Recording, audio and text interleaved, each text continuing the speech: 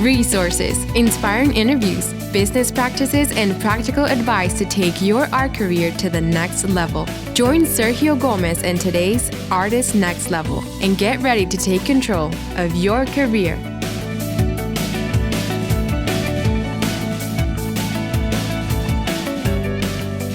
Hello, my friend. Welcome to the Artist Next Level podcast. I am very happy to be here with you today, and mainly because here in Chicago it's a nice, beautiful, sunny day. It is very cold outside, but it looks wonderful from the inside, and that just makes me happy. It's been kind of dark for the last few days, and today seeing the sun, it just kind of gives you this energy, this warmth that you know the spring is right around the corner. Well, my friend, today I want to talk to you about something that I haven't actually discussed in quite a while, which is the artist-gallery relationship. Artist-gallery relationship. And particularly as we go into the future, right? We're right at the verge of have begun a brand new decade. 2020 is here. We are already rolled into it. We're all working, making art, making progress, making connections, all kinds of things, looking forward to what's ahead of us for this new decade. And one of the things that I've been thinking about is the artist-gallery relationship, right? How it has changed over the years, how it continues to evolve and change, and maybe how it might even look like in the future, right, as galleries change. Well, maybe let's start by looking at, the gallery-artist relationship as that, right?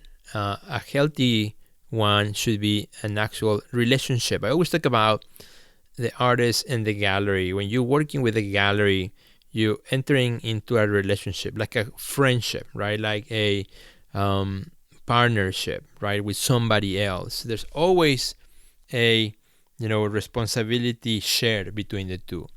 This idea that, if an art gallery is representing me or is showing me and I just go drop off the work and I leave it and forget it, I think in a world like today, it's not really the best type of relationship. Really, when you're looking at working with the gallery, you're looking at a gallery which you can actually have that relationship of shared commitment, right? Shared responsibility. Both things, right? Shared commitment, shared responsibility.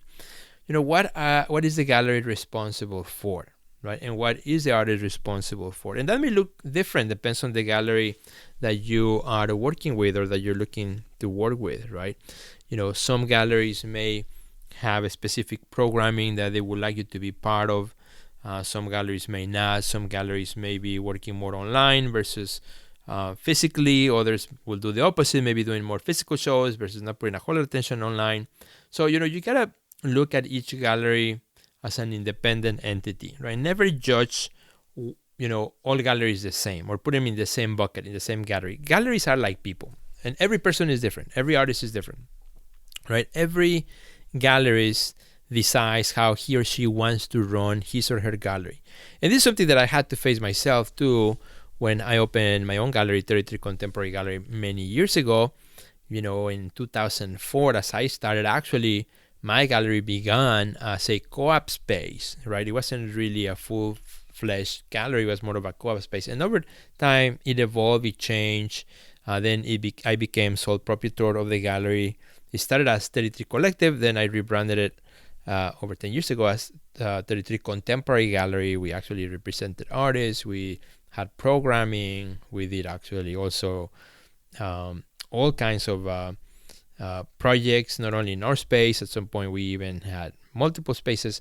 And then we also had done residency programs, and you name it. It has changed, has evolved. And we have also taken breaks. We have also taken a season in which we are restructuring, refiguring how the gallery is going to look like in the future. So I say this because, again, as you look at a relationship with the gallery, don't put them all in the same bucket. Always look at, what type of relationship this might be, and what do they bring to the table? What do I bring to the table besides the art, right? Of course, the art is the main thing, right? But besides the art, how can I help the gallery in their promotions, in the things that they're doing for me and vice versa, right? So when you enter, in a relationship with the gallery, always look at that, right? The commitment, the shared commitment, and the shared responsibility. And if it helps you, write them down, actually write things down on a piece of paper. Okay, the gallery has committed to do this for me, maybe a solo show in the next 2 years, promotions, listing me on their website, maybe it's going to take me to an art fair or including me on 3 shows or whatnot, right? You can write things down, and then on your side, make 2 columns on the piece of paper on the right hand side. You can make a list of the things that you want to also they expect from you first, and also things that you may want to bring to the table. Like, for example, say, well, once a week I'm going to post something related to the gallery, or a specific link to the gallery, right? Or whenever I post an artwork that gallery has, I'm going to tag the gallery and I'm going to send traffic to that. So you are, again, sharing the responsibility, right? And sharing that, because at the end of the day, again, it looks great. It looks good on you as an artist working with a gallery when you are involved also. It doesn't look like you just drop out the artwork and you left and never heard again unless there's a sale, right? All those things matter, my friend. All those things are important. Again, remember, every gallery is different. So it's useful, particularly if you're working with multiple galleries, if you have more than one gallery, to figure out, what are those things that the shared responsibility and also the shared commitment. Now, another thing that, you may want to look at, when it comes to representation or working with galleries in 2020 and beyond, is also, looking at their presence in social media, their presence online. What are they doing online? How are they promoting the artists online? Are they on Artsy? Are they on Instagram? Are they on Facebook? How are they managing that as well? And talking to your gallery about, how you can also complement the efforts that they have, with what you are doing, right?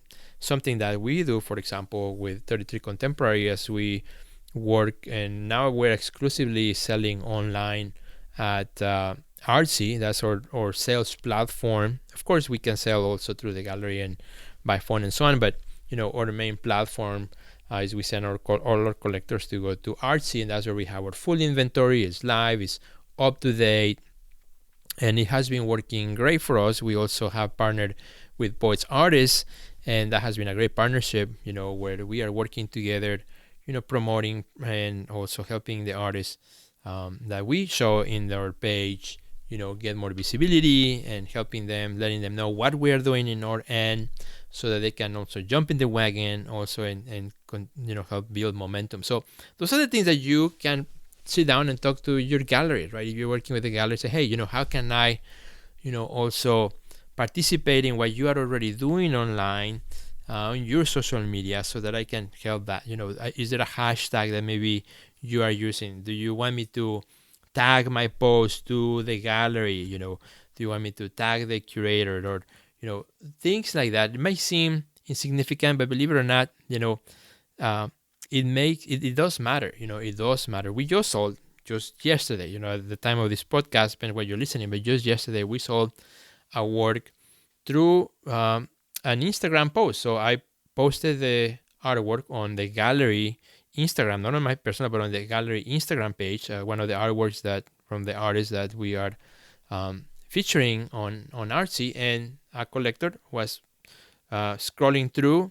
He probably was one of the hashtags that he was following that I used, and saw the artwork, and right away he clicked on Contact Gallery, sent me an email, and within the hour we had sold the piece, right? The collector was out of state. It was over the phone, pay with credit card. Next day, artwork has been shipped, right? So, those things do happen, and those things do matter. So that's why, working along with your gallery and whatever promotions they may be doing, it will help you, right? And at the end of the day, it will help the gallery, getting a stronger partnership.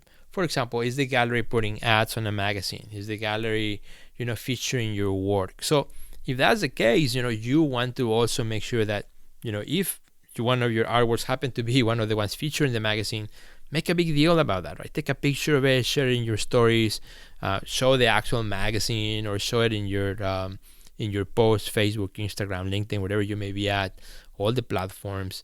Next time you send our email newsletter, include that in there. The gallery is investing money in your career when they feature one of your works, right? So it's a great way to kind of piggyback on that and say, hey, thank you so much. I'm going to help make this really also the best, not only for for the gallery, but also for me as an artist.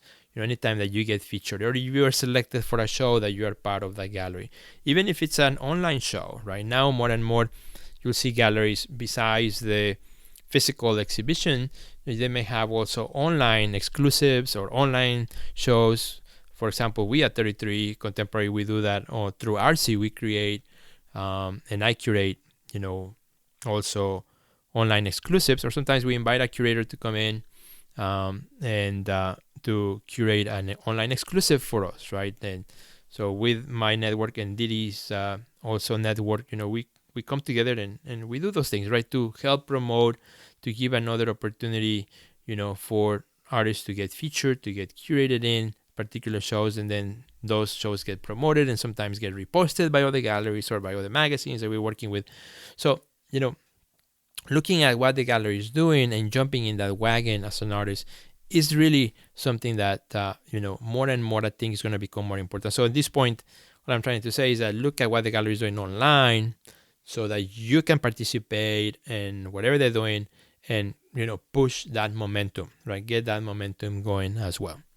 Another thing that, as I think about the relationship between gallery and artist, something that you really need to pay attention to, be aware of if you're working with galleries. And this episode is kind of about that, right? For those of you who are working with galleries, or if you are approaching galleries, you're looking for 2020 be a year in which you're going to be working with galleries or so on. This episode is not about how to approach galleries. That's going to be a different episode. This one is about the gallery-artist relationship, right?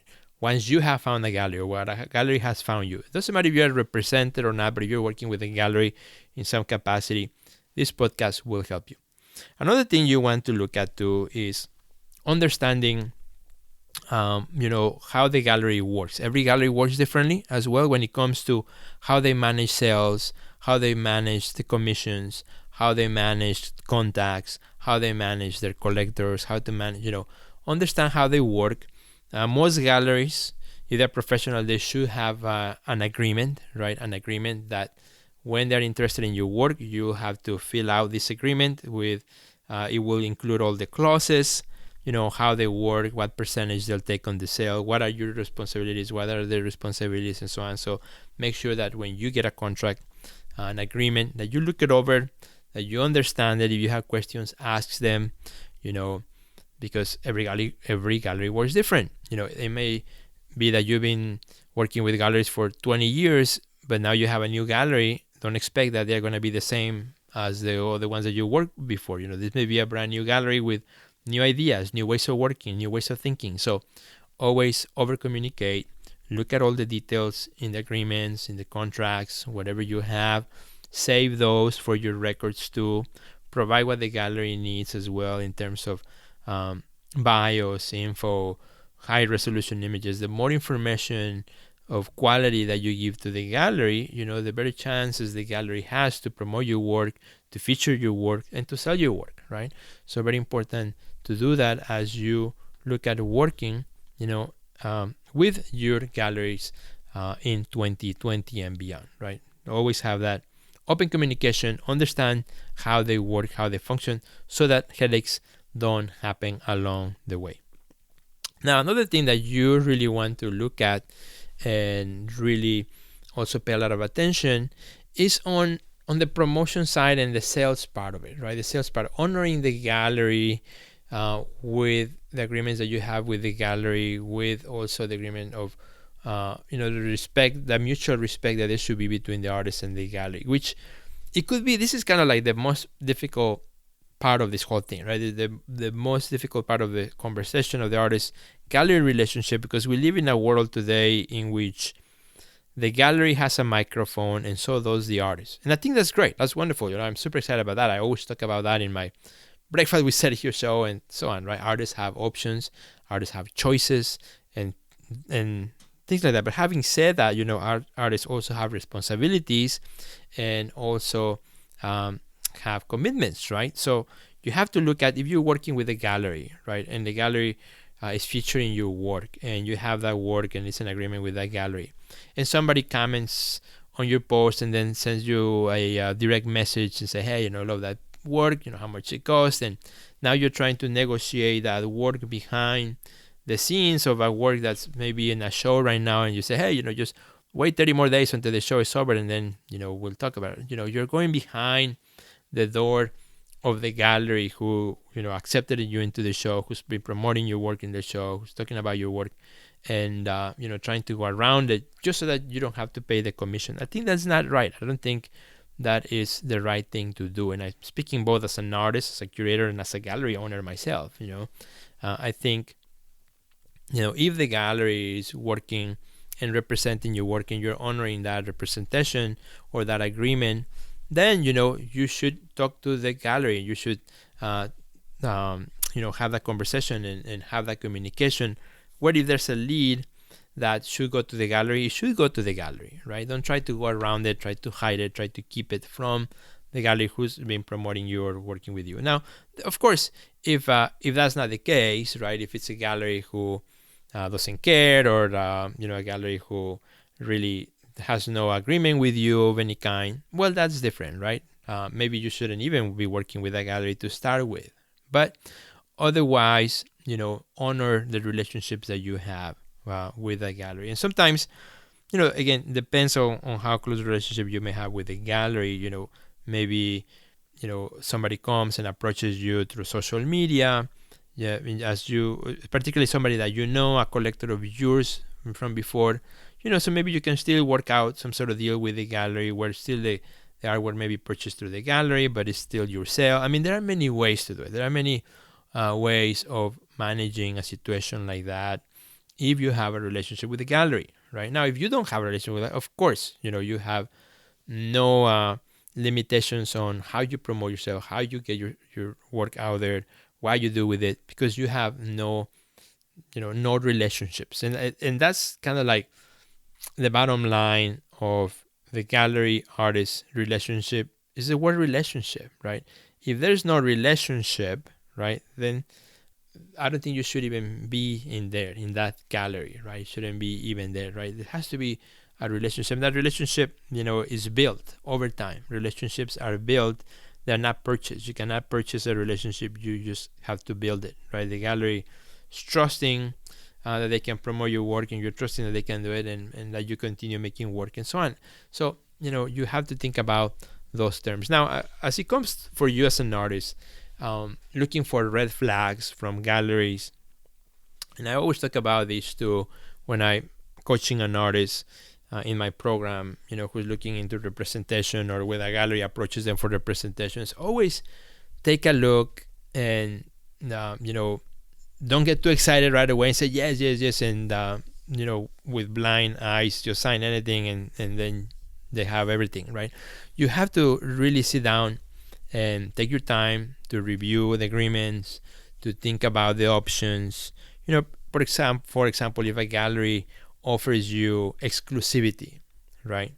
Well, there have been cases in which exclusivity is the best option, and there are cases where it could be the worst option for you. So just because it's exclusive doesn't mean that it's good. You have to look at that. There are cases in which a gallery may represent an artist, right, exclusively in a specific territory, or nationally, locally, or internationally, and the gallery can deliver, right? Can deliver to the promise, right? So then you have to think about, well, can I sell more work myself, promoting it myself, or working with other galleries on a more open contract than if I go to exclusivity with this gallery? And there are all types of galleries, right? Particularly if it's a brand new gallery, just be careful. They might not have yet the network, the collector base to offer full exclusivity where, everything has to go through them 100%, right? So you have to look into those things whenever you're working with a gallery. It's a red flag too.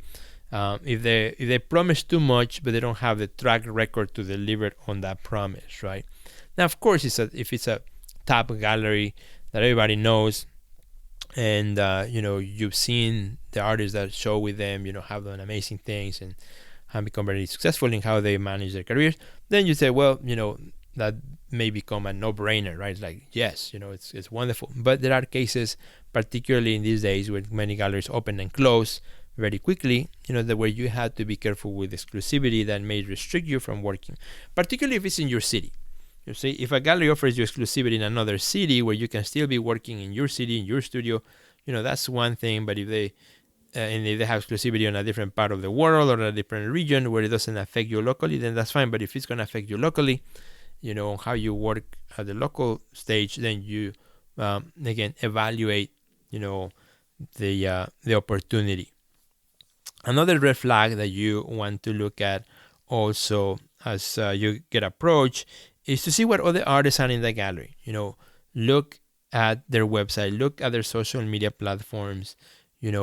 Is the artwork that you see there at a par with your work in terms of quality, in terms of the type of artists that they are representing. So you want to check that in, because you'll be associated with that gallery as well. So the reputation of the gallery matters. So take a look at that as well, and see if it's something that again is beneficial for you to enter into that relationship. And again, everything goes back to the word relationship, right? Entering into that relationship. And relationships over time, they grow, and also relationships over time, they may diminish. They may end up in breakups. So, and that happens, right? It's for a gallery or an artist to say, well, we tried it for a year, didn't work. Well, that's fine. Now, you're free to go. You're free to do whatever you want. Or you as an artist, the other way around, says, we tried for a year and it didn't work out well for me. That I didn't get much sales, didn't get much exposure.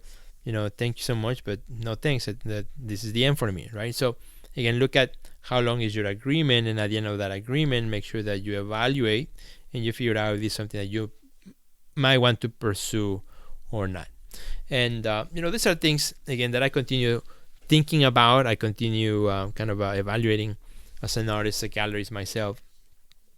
How galleries work with artists, and those relationships that we build over time, which at the end of the day are wonderful. When a gallery sells a work of art, when we sell a work of art, I love it when we send the message to the artist, hey, we sold one, right? We have a great inquiry right now, and it's about to, we're about to get this out the door. So, those are really exciting conversations, and those things that kind of tend to also strengthen the relationship, right? Or we're promoting you on our social media, or we're doing this and that. And you can actually, as an artist, you can see it. You can see that the gallery is working hard to promote, right, the work and to make the sale. So those are things that really matter. Versus a gallery that you may be paying a hefty fee to be part of, but you don't see that they're doing a whole lot to trying to sell the work. So again, you have to look at those things. Well, my friend, super happy again to have done this quick chat with you on something that I've been thinking about, the gallery-artist relationship. I welcome your thoughts. I welcome your ideas, your conversation on this. Make sure that you tag me on social media. If you want, as I share this episode, comment on it. And if you haven't done so yet, remember that you can leave a review of this podcast in iTunes. I would love to hear from you. And if you leave a review on the iTunes platform, right, what you can do is you can do a screenshot of that review and then message it through me through direct messaging on Instagram at Sergio Gomez Art. And I will be really excited first, and then I will send you a quick surprise that I have for you. So thanks, my friends, for checking out today's podcast. Have a great and awesome day, and I will see you at the next level.